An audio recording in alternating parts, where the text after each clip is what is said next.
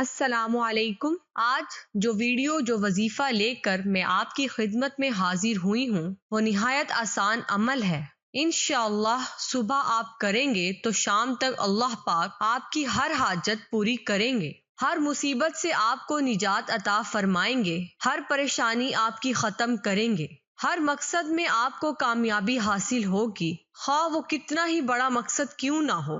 اللہ پاک آپ کا وہ مقصد پورا کریں گے، آپ کی حاجت روائی فرمائیں گے۔ نہایت آسان عمل ہے۔ یہ عمل ذکر کرنے سے پہلے میں آپ کے ساتھ وہ واقعہ ذکر کروں گی، وظیفے کی اہمیت اور فضیلت کے بارے میں بتاؤں گی۔ جو لوگ چاہتے ہیں کہ وظیفہ کو مکمل طور پر سمجھ سکیں، اس کی ہر لمحے سے مستفید ہو سکیں، تو انشاءاللہ ان کو چاہیے کہ وہ پوری ویڈیو کو دیکھیں تاکہ وہ وظیفے کو اور اس عمل کو اچھے طریقے سے سمجھ سکیں۔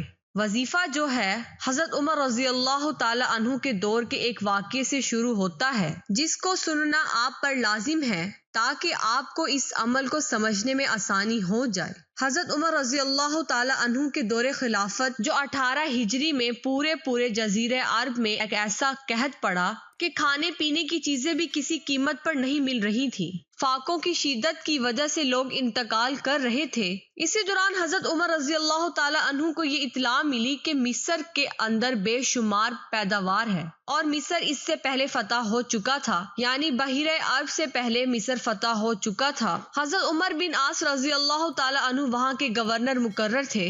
حضرت عمر رضی اللہ تعالی عنہ نے ان کو خط لکھا کہ یہاں حجاز میں بالکل بھی غلہ نہیں ہے اور مجھے معلوم ہوا ہے کہ مصر میں بہت غلہ ہے، لہٰذا یہاں والوں کے لیے وہاں سے غلہ بھجوا دیں۔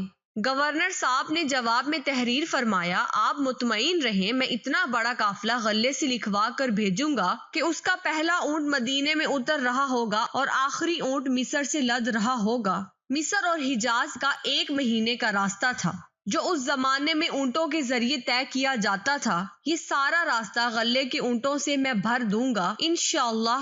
چنانچہ غلہ آیا اور اتنا ہی آیا جتنا گورنر حضرت عمر رضی اللہ تعالی عنہ نے ذکر کیا تھا، اور مدینے پاک اور اطراف میں منادی کروا دی گئی کہ جس کا جی چاہے حضرت عمر رضی اللہ تعالی عنہ کے دسترخوان پر کھانا کھائے اور جس کا جی چاہے اپنا راشن اپنے گھر لے جائے۔ چنانچہ 1000 لوگوں نے وہیں دسترخوان پر کھانا کھایا اور بہت سے اپنے گھر بھی لے گئے۔ ایک صحابی جو جنگل میں ایک ٹھکانے پر رہتے تھے، انہوں نے بھی آنے جانے والوں سے سنا کہ مدینے پاک میں غلہ آ گیا ہے اور تقسیم ہو رہا ہے۔ ان کے پاس ایک بکری تھی، انہوں نے سوچا کہ میں چلا جاؤں گا اور اکیلی بکری کا کوئی دیکھنے والا نہیں ہوگا، تو انہوں نے کہا کہ لاؤ بکری کو ذبح ہی کر لوں اور کھا لوں کہ چلنے کی کچھ طاقت آ جائے۔ چنانچہ بکری کو ذبح کیا تو ایک قطرہ بھی خون نہ نکلا۔ یہ منظر دیکھ کر وہ صحابی رو پڑے اور سر پکڑ کر بیٹھ گئے کہ ہمارا بھی برا حال ہے، اور تو اور جانوروں کا بھی خون خشک ہو گیا۔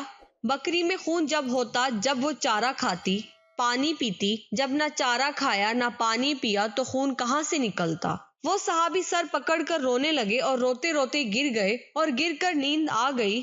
نیند میں انہوں نے دیکھا کہ رسول پاک صلی اللہ علیہ وآلہ وسلم تشریف لائے اور فرمایا کہ حضرت عمر رضی اللہ تعالی عنہ کے پاس جاؤ اور میری طرف سے سلام کہہ دو اور کہہ دو کہ تم تو بڑے عقل مند تھے، تمہاری عقل کو کیا ہو گیا۔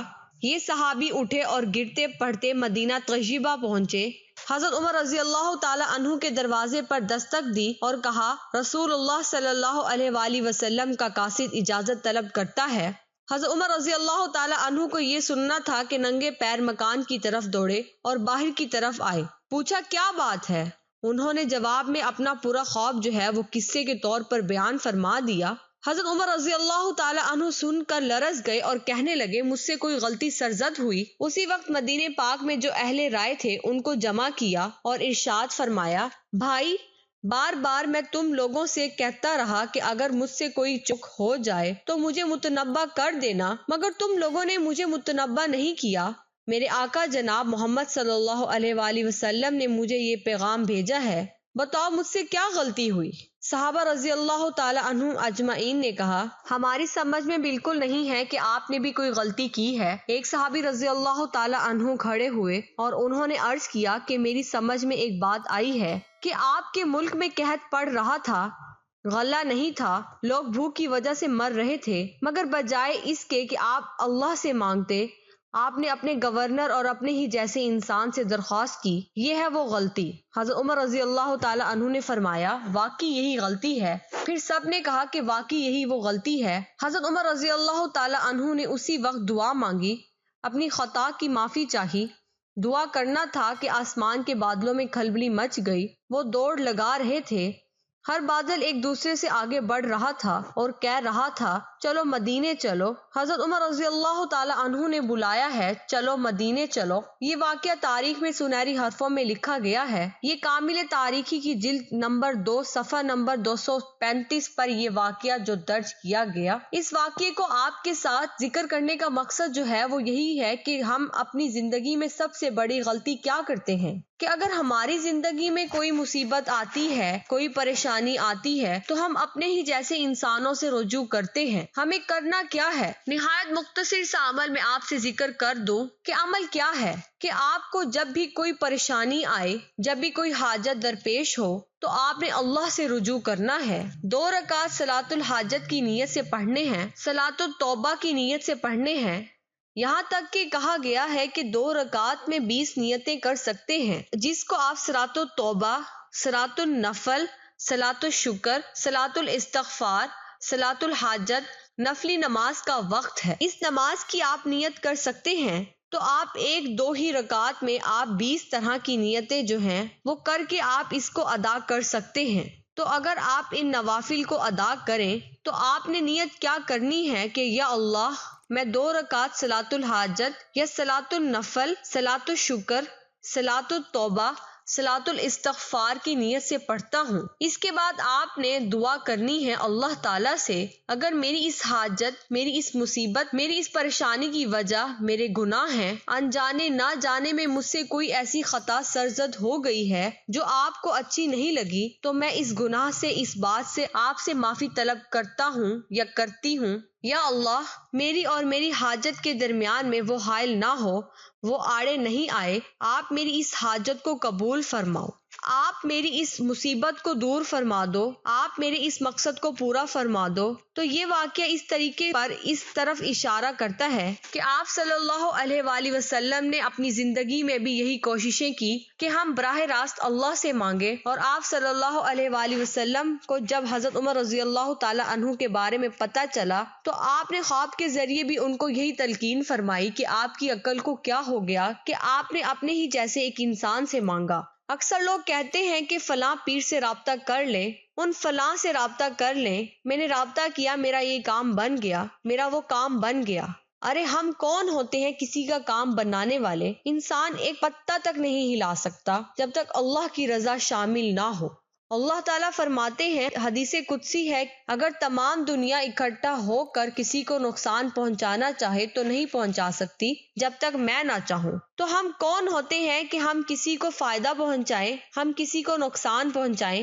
تو اپنے عقیدوں کو درست کریں، اپنے عقیدوں کو اس پر لے آئیں کہ ہمارے نبی نے کیا چاہا ہے ہمیشہ کہ ہم کیسے ہونے چاہیے، ہمیں اللہ سے جڑنا ہے، اللہ سے مانگنا ہے۔ طریقہ کار میں آپ سے ذکر کر چکی ہوں کہ آپ کو کس طرح سے اللہ سے مانگنا ہے۔ اب اپنے گناہوں کی توبہ کرنی ہے، کیونکہ ہماری غلطیوں کی وجہ سے ہمیں ہماری سب سے محبوب چیز سے دور کر دیا جاتا ہے، کیونکہ ہمیں آزمانا ہوتا ہے اللہ نے، کیونکہ ہماری خطائیں ایسی ہوتی ہیں جن کی وجہ سے ہم نے اللہ کو ناراض کر دیا ہوتا ہے۔ تو آپ کو کیا کرنا ہے؟ اللہ کو منانا ہے، 2 نفل پڑھنے ہیں اللہ کے لیے، انشاءاللہ اللہ پاک تو 2 سجدوں سے راضی ہو جاتے ہیں۔ ہمیں انسانوں کے پاس جانا ہے، ہمیں پیروں بابوں کے پاس جانا ہے تو ہمیں ان کو ہزاروں روپیہ دینا پڑتا ہے، لیکن اللہ پاک تو ہزاروں روپیے بھی نہیں مانگتے ہیں، صرف اور صرف ندامت کے 2 آنسو، صرف اور صرف 2 سجدے، اسی میں اللہ راضی ہو کر آپ کو آپ کی سب سے محبوب چیز عطا فرما دیتے ہیں۔ تو کتنا آسان عمل ہے، اس کو کرنے کے بعد انشاءاللہ میں امید کرتی ہوں کہ 100% اللہ پاک آپ کی حاجت روائی فرمائیں گے، جس طرح کہ حضرت عمر رضی اللہ تعالی عنہ کی حاجت روائی فرمائی۔ اگر وہ ساری عمر مصر سے غلہ منگواتے رہتے تو اللہ کی قسم کبھی بھی ان کی وہ ضرورت پوری نہیں ہوتی اگر وہ اللہ سے رجوع نہ کرتے۔ اسی طرح سے اگر ہماری وقتی طور پر ہماری وہ ضرورت پوری ہو بھی جائے، ہماری مشکل دور ہو بھی جائے، لیکن جب اللہ سے دور ہو گئے ہوتے ہیں تو ہماری زیادہ عرصے تک وہ خوشی نہیں ٹکتی ہے، ہمیں کبھی نہ کبھی اس خوشی سے دور کر دیا جاتا ہے۔ تو اگر آپ چاہتے ہیں ہمیشہ کے لیے آپ کی خوشیاں لوٹ آئیں، آپ کی حاجتیں پوری ہوں، آپ کے مقاصد پورے ہوں، تو اللہ سے براہ راست تعلق قائم کریں۔ انشاءاللہ کبھی بھی آپ کی خوشیاں جو ہیں وہ فانی نہیں ہوں گی، انشاءاللہ آپ کی خوشیاں دائمی ہوں گی۔ رابعہ بصری سے کسی نے پوچھا کہ کیا گناہ گار کی توبہ قبول ہوتی ہے؟ فرمایا، انسان اس وقت تک توبہ کر ہی نہیں سکتا جب تک اللہ توفیق نہ دے، اور جب توفیق مل جائے تو پھر قبولیت میں کوئی شک نہیں رہتا۔ ویڈیو کو لائک کریں اور زیادہ سے زیادہ آگے شیئر کریں۔ اگر کوئی لوگ ایسی غلطی کر رہے ہیں تو ان کو چاہیے کہ وہ اس غلطی کو سدھاریں اور اللہ سے براہ راست تعلق قائم کریں۔ اللہ پاک ہم سب کا حامی و ناصر ہو، آمین ثم آمین۔